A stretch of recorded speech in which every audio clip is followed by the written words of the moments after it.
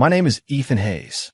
I'm 28 years old, and right now, I'm lying in a hospital bed, staring at the ceiling and pondering life's three biggest questions. Who am I? Where am I? And who is this breathtakingly beautiful, yet ice-cold woman sitting by my bed? More importantly, why is she looking at me like I'm a pile of trash? You're awake? The woman glanced at me, her eyes like she was inspecting a defective product. Good. Sign this. She slid a document across the bedside table. A divorce agreement. I blinked, disoriented, searching her perfect features for any hint of a joke. Nothing. Not a flicker. Excuse me, do I know you? I asked, genuinely confused. She paused, her beautiful eyes betraying a flash of emotion I couldn't quite place. A hint of hurt, maybe, or relief. Ethan, she said, her voice flat, though I detected a faint tremor. The amnesia act is a little cliché. I'm serious. I tried to sit up, a jolt of pain shooting through my head. Ow, I really don't remember. Wait, what did you call me? Ethan? Is that my name? She stared at me for a full 30 seconds, her gaze assessing, like she was dissecting a complex business proposal. Then she pressed the nurse call button by my bed. Her movements were as elegant as a concert pianist's, but her eyes looked like she wanted to perform my lobotomy herself. What in the world did I do to piss her off this much? 5 minutes later, I was surrounded by a team of white coats. After 2 hours of tests, the verdict was in: brain damage from the car accident, selective amnesia. My memory was currently stuck at age 24. 24. I mumbled, so how old am I now? 28. The woman leaned against the doorframe, arms crossed, adopting I'll just watch your little show posture. 4 years. You forgot 4 years. For years? What did I miss? The World Cup? The Olympics? Bitcoin skyrocketing? Wait, wrong priorities. So, in these 4 years, we got married. I pointed at the words marital relationship on the divorce papers. It felt like I was reading someone else's story.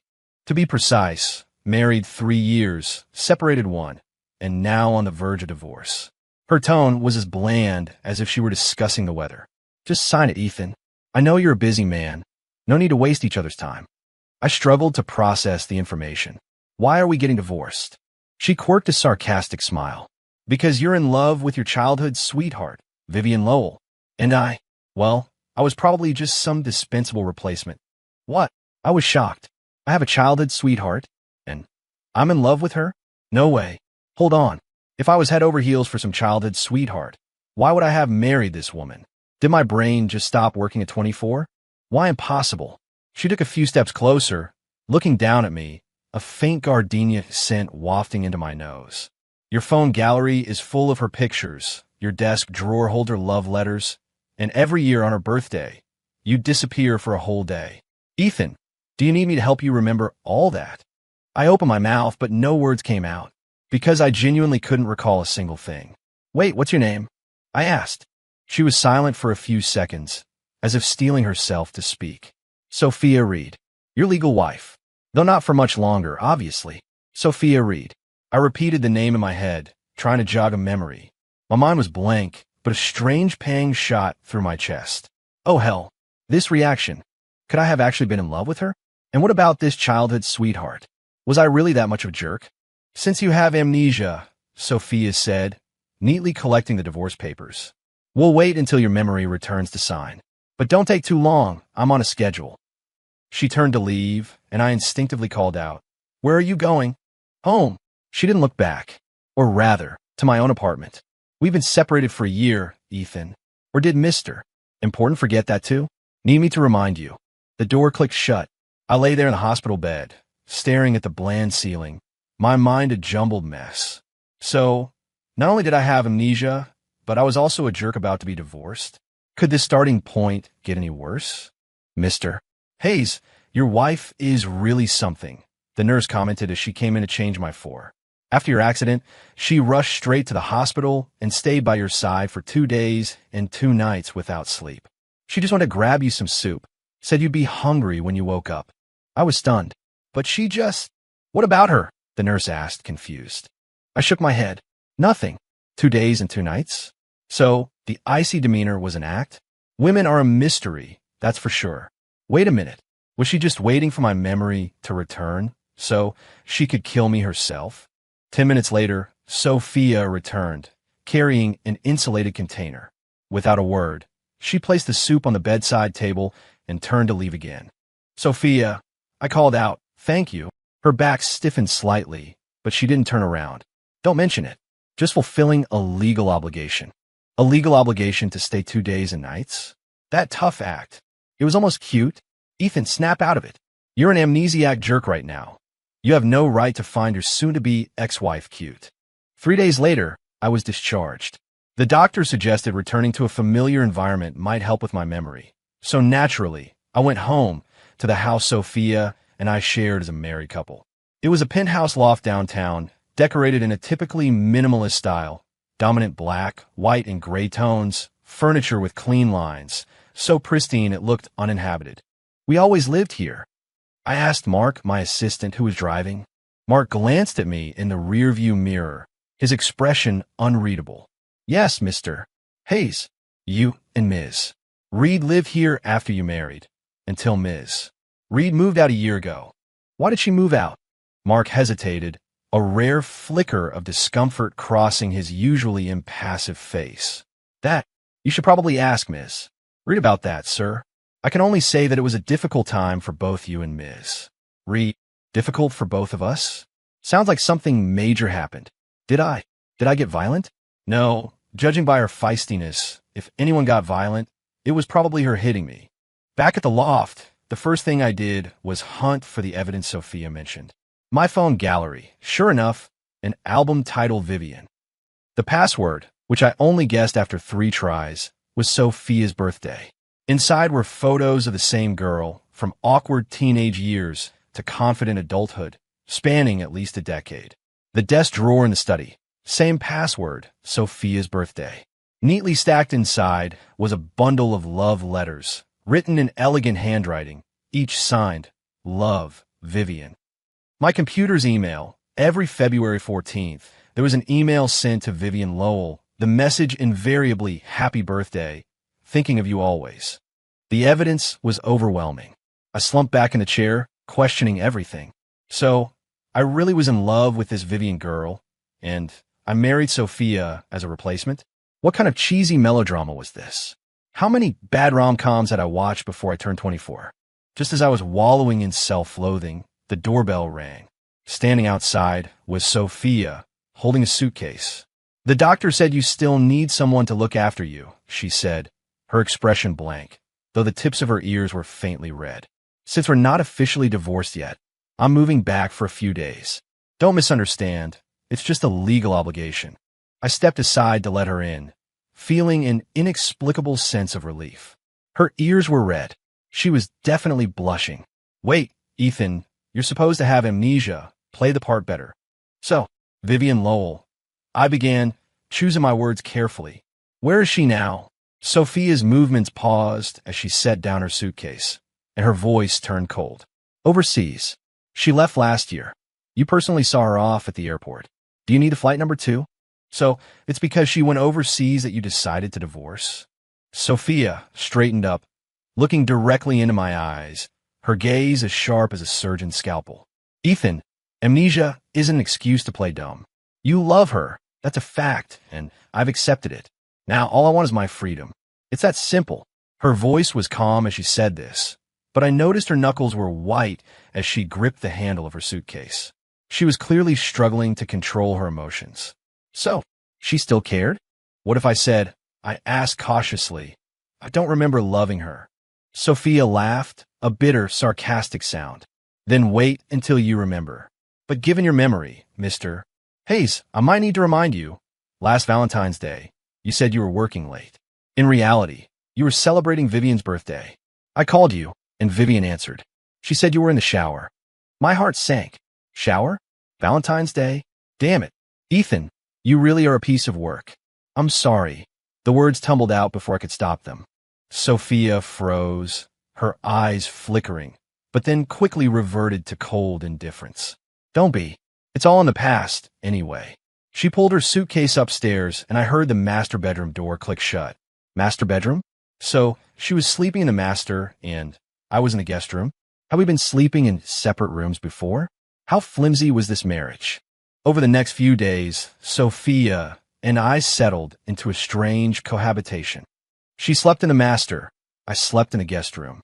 Every morning, she woke up at 7 sharp to make breakfast, surprisingly good, completely at odds with her cool exterior. I tried to help, but I was clumsy, always making a mess of the kitchen. Were you this clumsy at 24, too? Sophia finally asked after I'd broken my 3rd plate. I scratched my head, deciding to be honest. Honestly, I don't remember what I was like at 24, but judging by my current performance, I probably wasn't the sharpest tool in the shed. Sophia paused, then turned her face away, but I caught the slight upturn of her lips. She smiled, even if it was only for 0.1 seconds. Progress. Just go wait outside, she waved as if shooing a fly. I leaned against the kitchen doorframe, watching her skillfully stir-fry something in the pan. She wore loungewear, her apron tied in a bow at her waist, her hair loosely pulled back, a few strands falling around her face. This scene felt strangely familiar. Did we do this often? You cooking, me watching? I asked. Sophia didn't stop, but her voice was softer. No, you rarely came home for dinner. And even when you did, you'd eat and then head straight to your study or take calls. Oh, so I was a workaholic and an emotional abuser? Ethan, you deserve to be divorced. The atmosphere grew cold again. That night, I lay awake in the guest room, tossing and turning. Fragments of images kept flashing through my mind. Sophia laughing, Sophia crying, Sophia standing with her back to me by the window. But every time I tried to grasp them, they vanished. I got up and went to the study, hoping to find other clues. Most of the bookshelves were filled with business books, but in a corner, there was a photo album. I pulled it out and flipped it open, freezing. The first page was our wedding photo. I was in a suit, grinning like an idiot. Sophia was in a wedding dress, her eyes crinkling, filled with a light I'd never seen in the real Sophia's eyes. I kept flipping, discovering the album was almost entirely filled with pictures of us together. On the beach, me carrying her on my back, both of us laughing so hard our eyes were practically closed. At an amusement park, riding a roller coaster, her burying her head in my chest, terrified. In our kitchen at home, making a cake together, our faces covered in flour. In every single photo, we were smiling, radiating a blinding happiness. If I was truly in love with Vivian, why would I have so many joyful memories with Sophia? This didn't add up. Something was seriously wrong. Either I was losing my mind, or someone was lying. My phone rang just then. It was an unknown number. I answered hello. Ethan, honey, a syrupy, sweet female voice purred. I heard you were in a car accident. Is it serious? I'm so worried about you. I frowned. Who is this? It's Vivian. Vivian Lowell. The voice sounded a little hurt. You don't even recognize my voice? Vivian Lowell, the legendary childhood sweetheart. Can I help you? My tone unconsciously turned cold. For some reason, hearing her voice just made me inexplicably annoyed. I'm back in town, and I want to see you. Tomorrow at 3 p.m., same old spot, okay? Before I could even refuse, she hung up. Same old spot? What same old spot? I stared at my phone, a wave of irritation washing over me. She hung up fast, like she was afraid I'd say no. The next day, I followed Vivian's directions to a coffee shop.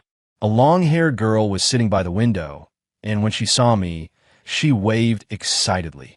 Ethan, honey, over here. I walked over and sat down, subtly taking her in. To be fair, Vivian was beautiful, a sweet, innocent kind of beauty with big eyes and a small mouth. Dressed in a pink sundress, she looked like a delicate doll. But for some reason, I felt absolutely nothing toward her. In fact, there was a slight physiological repulsion. Strange. If she really was the childhood sweetheart I'd loved for 10 years, I shouldn't be reacting like this. Ethan, honey, does your head still hurt? Vivian asked, concerned, reaching out to touch my forehead. I instinctively flinched back. I'm Phoenix. Her hand froze midair, a flicker of hurt in her eyes. I heard you have amnesia. Did you forget me too? Yeah, I said bluntly. The doctors said I only remember things up until I was 24. A flash of triumph crossed Vivian's eyes, quickly hidden. So, do you remember anything about us? I shook my head. It's okay, I can tell you. Vivian took my hand, her palm a little sweaty. We grew up together, And you always said you'd marry me when we were older. Then we started dating, and we were so happy. But 4 years ago, you suddenly married Sophia. I know you did it to spite me, because I was mad at you then." As she spoke, she started crying, tears spilling freely. "Ethan, honey, I regret it so much. If I hadn't been so stubborn back then, I'd be the one standing by your side now." I pulled my hand back and offered her a napkin. "So, you're saying I married Sophia to get back at you?" Vivian nodded vigorously, her eyes glistening with tears. "You always loved me. Sophia was just my stand-in. See, you were married for 3 years. Were you ever truly happy?" I froze. She had a point. If I really loved Sophia, why did that photo album only go back 2 years? Why were there no pictures from the last year? Why was our home as cold and impersonal as a hotel? What she said sounded logical, but why did I still feel like something was off? "Ethan, honey," Vivian wiped her tears, looking at me expectantly. "Now that Sophia is divorcing you, this is our chance. A fresh start, okay?" I stayed silent for a long time. Vivian's expression shifted from hopeful to uneasy, and finally, a little panicked. What was she panicking about? "I need time to think," I said. Vivian sighed in relief and squeezed my hand again. "Okay, I'll wait. But Ethan, honey, please don't make me wait too long, okay?" I nodded and stood up to leave. As I walked out of the coffee shop, I glanced back. Vivian was still sitting there, looking down at her phone, a smile on her face, a completely different expression from the tearful, victimized look she'd just given me. Quick change of pace. This woman was no pushover. When I got back to the loft, Sophia was in the living room watching TV, or rather, staring blankly at the TV, which was playing some boring infomercial. I met with Vivian Lowell. I confessed. Sophia's body stiffened, but she didn't turn around. "Oh, rekindling an old flame? Congrats." She said I married you to spite her. Sophia finally turned her head, her face devoid of expression. "So, did you believe her?" "I don't know." I sat down next to her, maintaining a safe distance. "Sophia, can you please tell me what actually happened between us?" Sophia stared at me for a long time, so long I thought she wouldn't answer. Then she spoke, her voice soft, as if she were telling someone else's story. "Ethan, you once gave me a dream, and then you shattered it yourself. Now the dream's over, and I just want to leave. It's that simple." She started to get up, but I grabbed her hand. It was cold and trembled slightly. "What if I don't want you to leave?" The words came out before I could even think. Sophia froze. I froze too. What was I saying? I was supposed to have amnesia. Sophia pulled her hand away, her voice tinged with weariness. "Ethan, amnesia isn't a reset button. What happened doesn't just disappear. You might not remember, but I do. All the hurt, all the lies, I remember them all." She walked back to the bedroom and closed the door. I stared at that closed door, a dull ache settling somewhere deep in my chest. The pain, it felt real. So those hurts were real, too. That night, I had a dream. In it, Sophia stood in the rain, soaked through, her face streaked with what could have been rain or tears. She looked at me and said, "Ethan, when you said you loved me, were you lying?"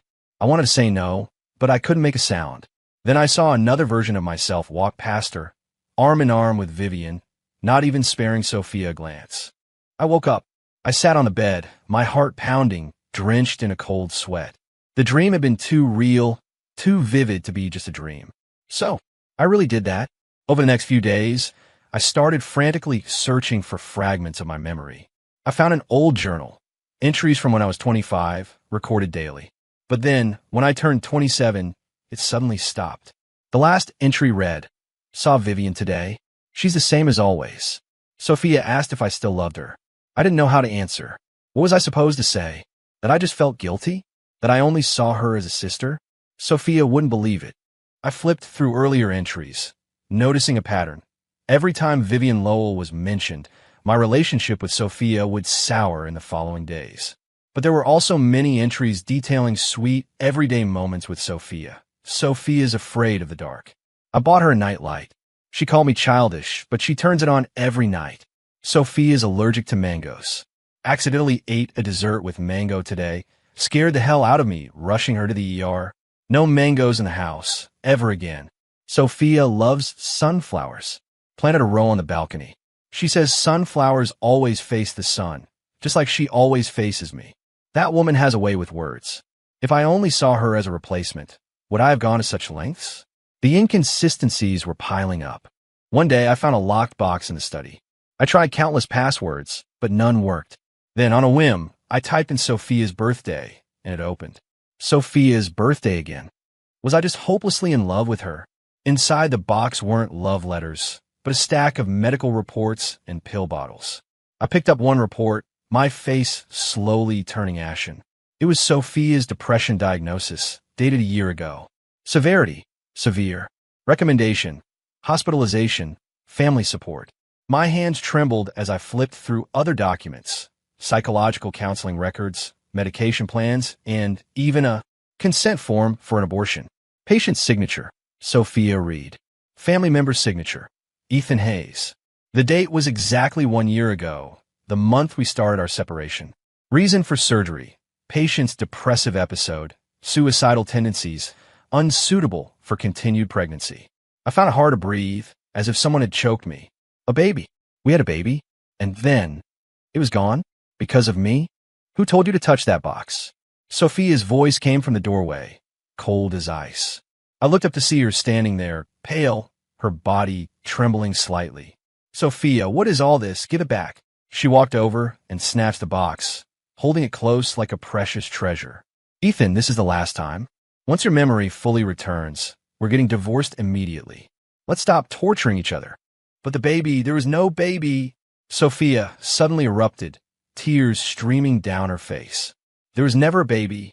It was just a mistake that should never have happened. She clutched the box and rushed back to the bedroom, locking the door. I stood in the empty living room, realizing for the first time, I might not just be a jerk. I might be a complete and utter asshole. Ethan, what the hell did you do? After that day, Sophia started avoiding me. She left early and came home late, and even when she was home, she kept herself locked in her room. I knew she was waiting for my memory to return, waiting for me to sign the divorce papers, and then disappear completely from her life. But I didn't want to. Even though I didn't remember what happened in the past, I could feel it.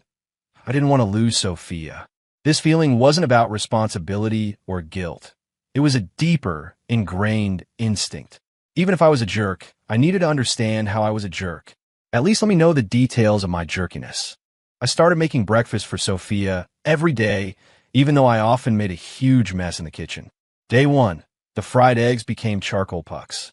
Day 2, the oatmeal turned into a brick. Day 3, I finally managed a decent sandwich, and I excitedly knocked on her door. The door opened. Sophia stood there in her pajamas, groggy, her hair a mess, looking incredibly cute. Calm down, Ethan, you have amnesia. No woofy smiles. Breakfast, I said, holding out the plate. Sophia looked at the sandwich, then at me, her gaze complex. You made it. Yep. Want to try it? Won't kill you. She took the plate and closed the door. 5 minutes later, the door opened again, and the empty plate was handed back. It was all right.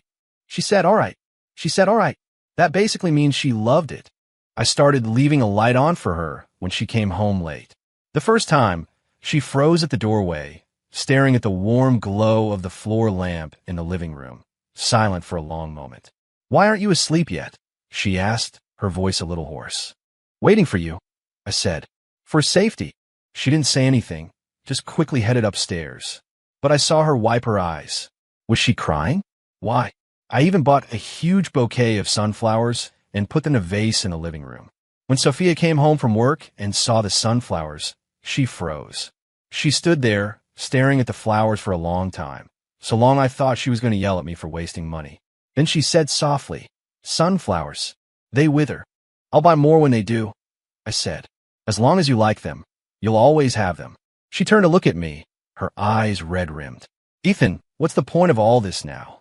"I don't know," I said honestly, "but I just want to." Sophia was silent, then turned and went upstairs. But that night, she didn't lock her bedroom door. Progress.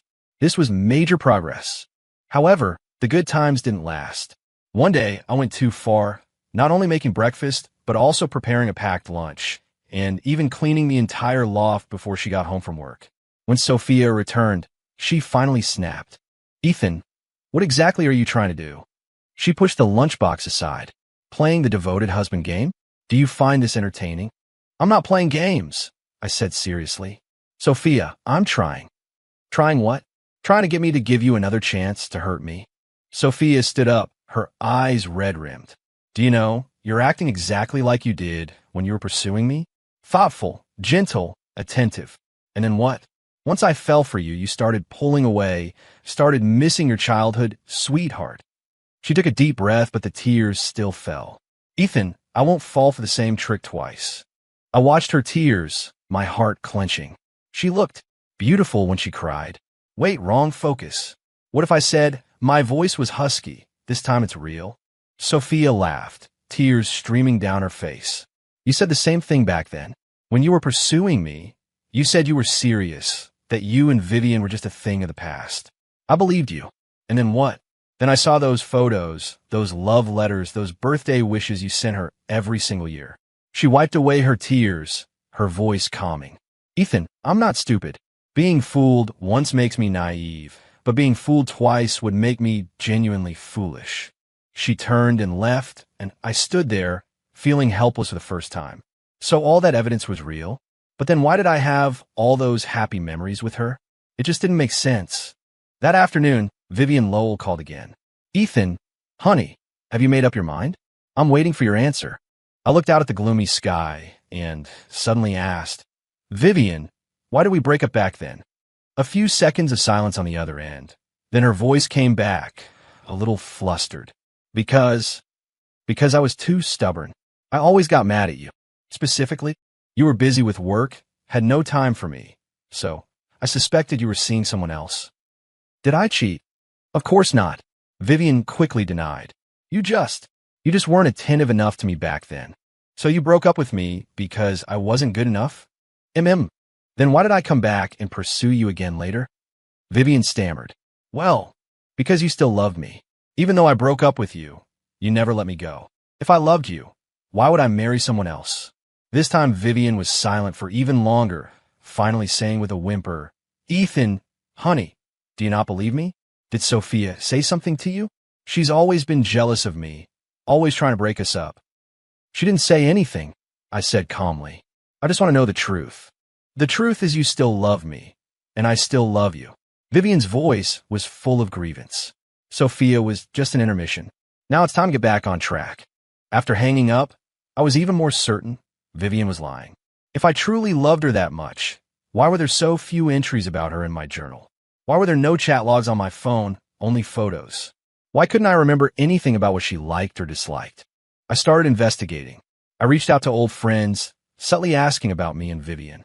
Most of them were vague, but one old buddy, after a few too many drinks, finally spilled the truth.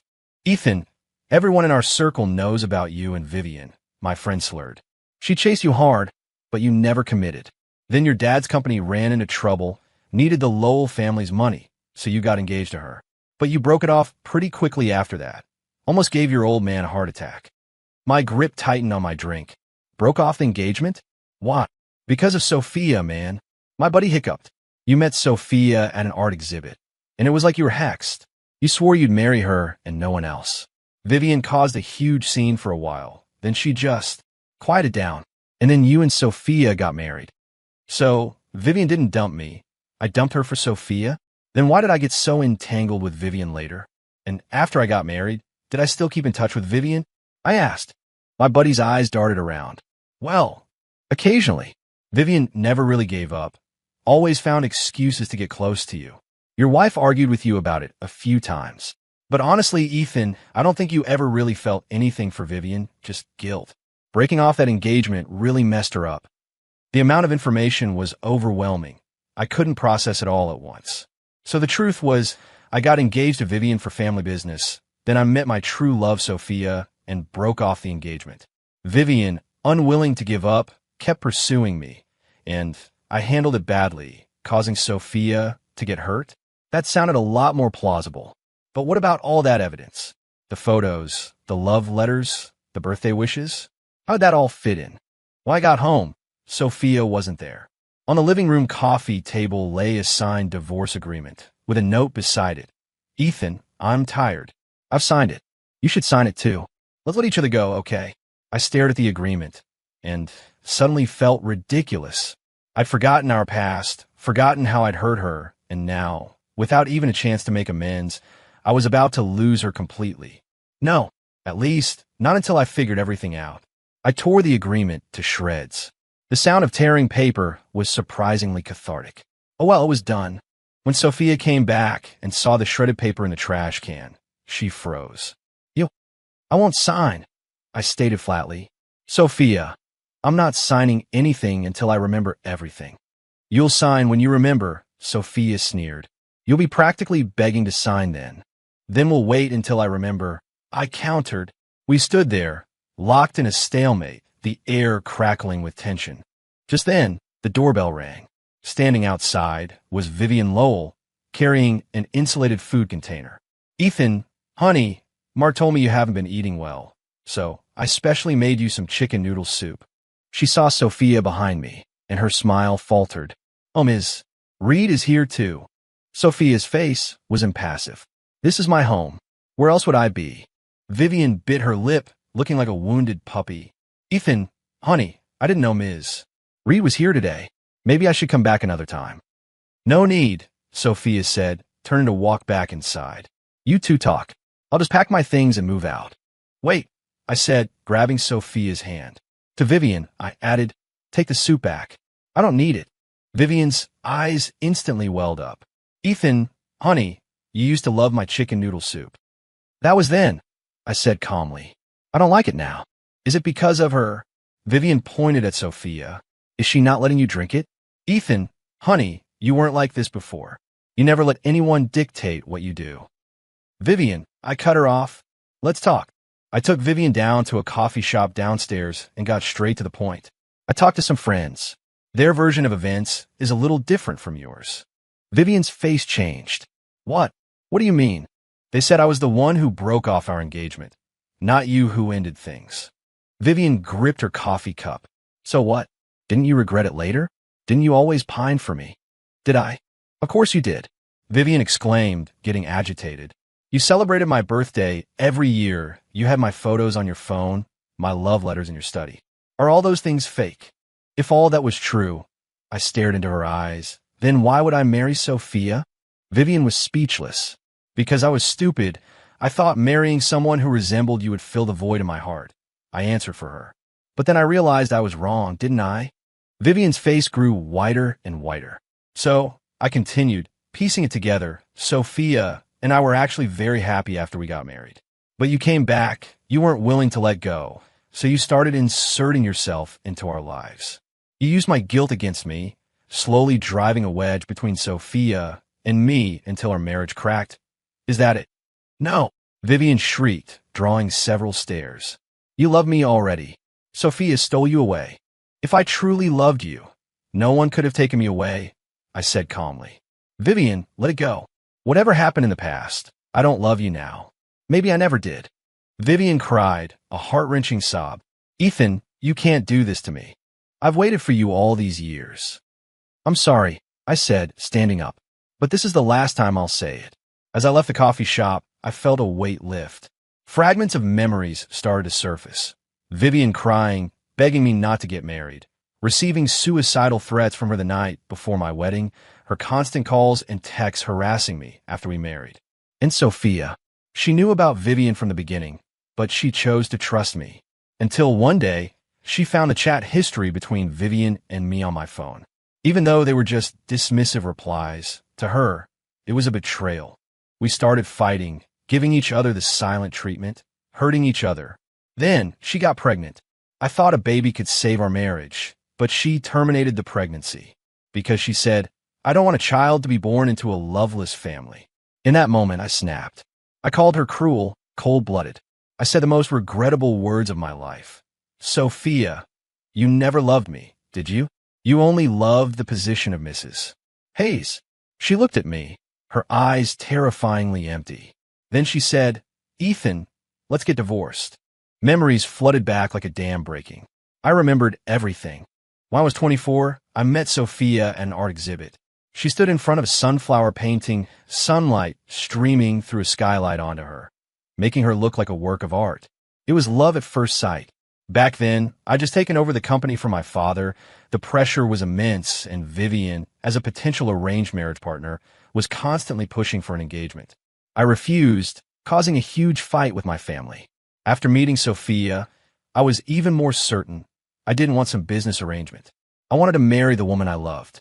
I pursued her for 6 months, pulling out all the romantic stops. The day she finally said yes, I was as happy as a kid. Our wedding was simple, but I was completely content. For the first 2 years of our marriage, we were truly happy. Until Vivian Lowell returned to the country. She clung to me like a ghost, using every trick to get my attention, faking suicide attempts, ambushing me outside my office building, even showing up at Sophia's studio to cause trouble. Out of a sense of guilt and lingering history, I never completely cut ties with her. That became the fuse for our marriage's breakdown. Sophia grew uneasy. She asked if I still loved Vivian. I said no, but my actions didn't give her enough reassurance. We fell into a vicious cycle. The more insecure she became, the more irritable I got. The more irritable I got, the more she doubted me. Finally, the tragedy happened. I remembered the day she had the miscarriage. I sat alone in the hospital hallway, feeling like my whole world had collapsed. But instead of comforting her, I blamed her. Because I was scared to face my own mistakes, scared to admit that I had destroyed our happiness. So I pushed the blame onto her, using coldness to protect myself. And then we separated. For a year, I wanted to reach out and make things right every single day, but my pride and guilt held me back. Until the car accident. So, I really was that big of an asshole. No wonder she wanted a divorce. With everything clear in my mind, I rushed home. Sophia was packing her suitcase. When she saw me, she froze. "You remembered?" she asked, her voice barely a whisper. I nodded, my voice thick with emotion. "I'm so sorry, Sophia, I'm so sorry." I remembered everything. All of it. Sophia put down the clothes she was holding and looked at me calmly. "So, now you can sign the papers?" "No," I said, kneeling down and taking her hands. "I won't sign." "Sophia, please, just one more chance." Sophia pulled her hands away. "Ethan, it's too late." "It's not too late. As long as you're alive, as long as I'm alive, it's not too late." I stammered. "I know I messed up. I was an asshole. I was a coward. I shouldn't have let Vivian interfere in our lives, and I definitely shouldn't have hurt you when you needed me most. But Sophia, I love you. I've always loved you." Sophia's tears fell. "If you loved me, you wouldn't have treated me that way." Because I was a fool. I smacked myself hard across the face. I was too stupid to tell the difference between guilt and love. Too stupid to handle things the right way. "Sophia, you can punish me. You can torture me. Just don't leave me." Sophia was shaking with sobs. "Ethan, do you have any idea what this last year has been like for me? Every night, I had nightmares, dreaming you said you didn't love me, dreaming our baby asked me why I didn't want them. I saw a therapist for 6 months, took countless medications just to barely function. And now, what I'm sorry from you is supposed to make everything start over." "Not start over." I held her tight. "It's for me to spend the rest of my life making it up to you. Sophia, give me a chance. Let me prove that I love you." Sophia didn't push me away, but she didn't respond either. She just cried like a child. That night, we talked until late. I told her everything I remembered, including my true feelings about Vivian. It wasn't love. It was a youthful crush, mixed with later responsibility and guilt. Sophia also shared many things I hadn't known. Her miscarriage wasn't because she didn't love the baby, but because during a severe depressive episode, she stood on the balcony, almost jumping. The doctors said her condition at the time made it unsuitable to have a child, and forcing the pregnancy could have resulted in losing both of them. She had struggled for a long time before making that decision. And I, in her most painful moment, had delivered the heaviest blow. "I was afraid if I told you the truth, you'd think I was crazy." Sophia gave a bitter laugh. "That you'd leave me? You're not." I squeezed her hand, my heart aching almost to the point of not breathing. "You were just sick, and I didn't take care of you." "Sophia, I'm so sorry, truly sorry." "Ethan," Sophia looked at me, her eyes red and swollen. "I can't go through that kind of pain again. I swear, never again. I held up 3 fingers. If I ever hurt you again, may I walk out and get hit by a... Sophia clapped a hand over my mouth. Don't say it. She sighed a very soft sound. I need time. As long as you need.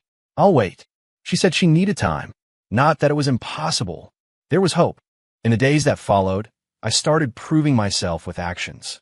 I severed all business ties with the Lowell family and completely cut off contact with Vivian.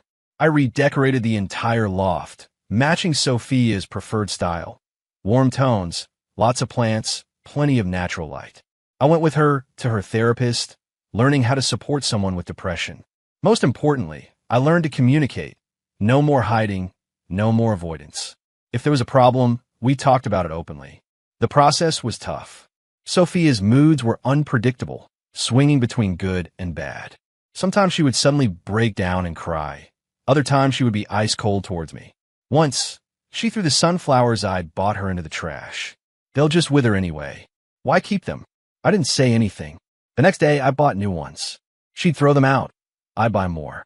On the 5th day, she looked at the 5 bouquets of sunflowers in the living room and finally smiled. Ethan, are you crazy? Yeah, pretty badly, I said. I've got a disease called I'll die without Sophia, and it's probably incurable. She glared at me, but her eyes held a spark of amusement. She smiled. She actually smiled. One day, 3 months later, Sophia suggested, let's go on a trip. My eyes lit up. Where to? Anywhere. Just want to get away. We ended up in a charming coastal town in the Pacific Northwest, a place Sophia had always wanted to visit.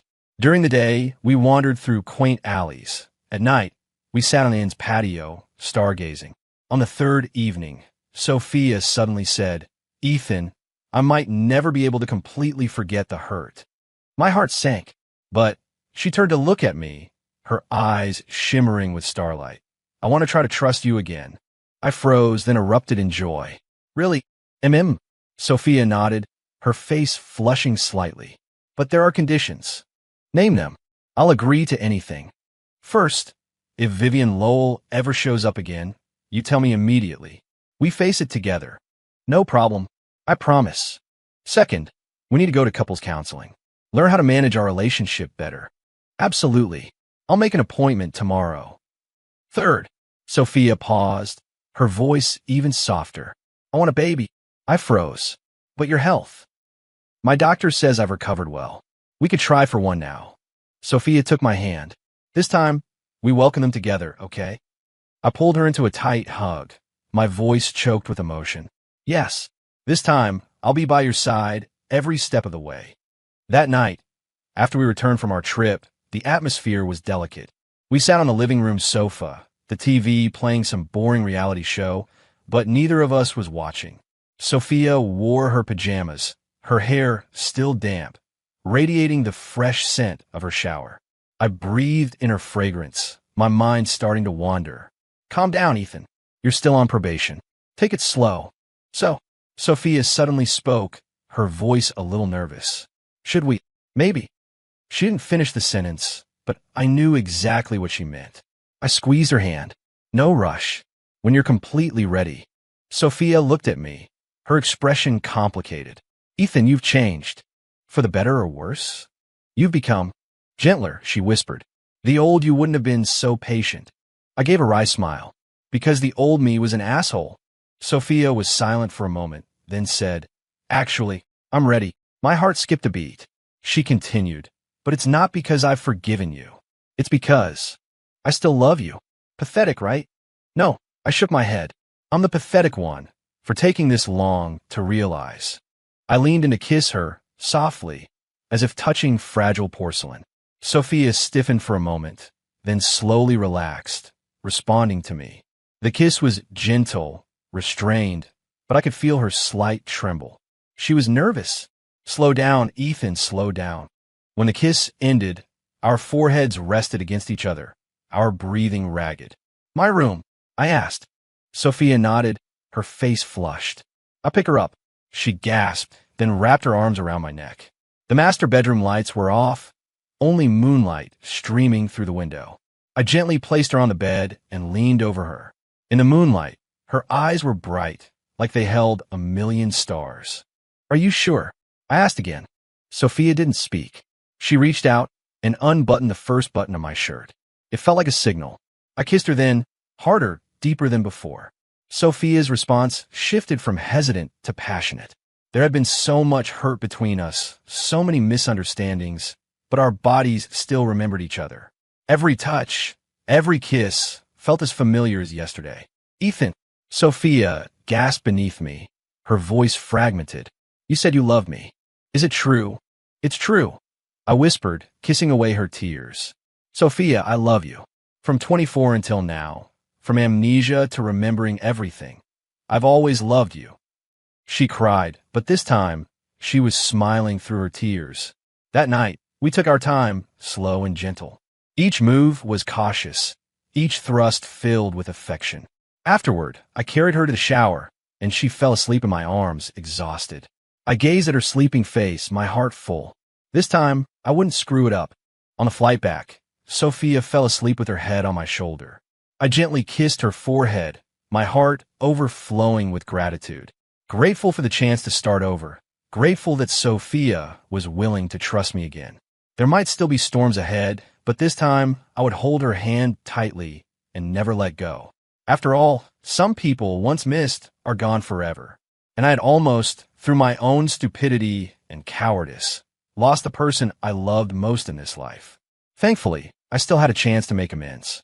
Thankfully, she was still willing to wait for me. Ethan, Sophia suddenly opened her eyes, mumbling drowsily, I want spicy ramen. I smiled. Okay, we'll go right after we land. Make it extra spicy. No way, your stomach can't handle it. I want extra spicy. Mild, that's as much as you're getting. You're so cheap. She mumbled, then drifted back to sleep. I looked out at the clouds drifting by, feeling like life had never been so good. Amnesia was terrible. The divorce papers were terrible. All that hurt was terrible. But thankfully, we still had a chance to start over. This time, I would definitely do better. 3 months later, Ethan. The pregnancy test. 2 lines. Sophia's shriek echoed from the bathroom. I burst in, staring at the trembling test stick in her hand, frozen. I'm going to be a dad. Sophia nodded, laughing and crying at the same time. Yes. I scooped her up and spun her around. I'm going to be a dad. Sophia, we're having a baby. Put me down. I'm dizzy. I quickly set her down, then asked cautiously, Are you feeling sick? Nauseous? Should we go to the doctor? Sophia gave a tearful laugh. It just tested positive. It doesn't work that fast. That night, I couldn't sleep. Excited, nervous, and filled with a profound sense of responsibility. This time, I had to be a good husband, a good father. I couldn't mess it up again, absolutely not. Sophia stirred in my arms. Can't sleep? Yeah, too happy. She chuckled softly. You big goofball. Sophia. Thank you. For what? For giving me a second chance. She turned and hugged me. And thank you for not giving up on me. Outside, the moonlight was perfect. Inside, love filled the air. This time, we would definitely be happy. End.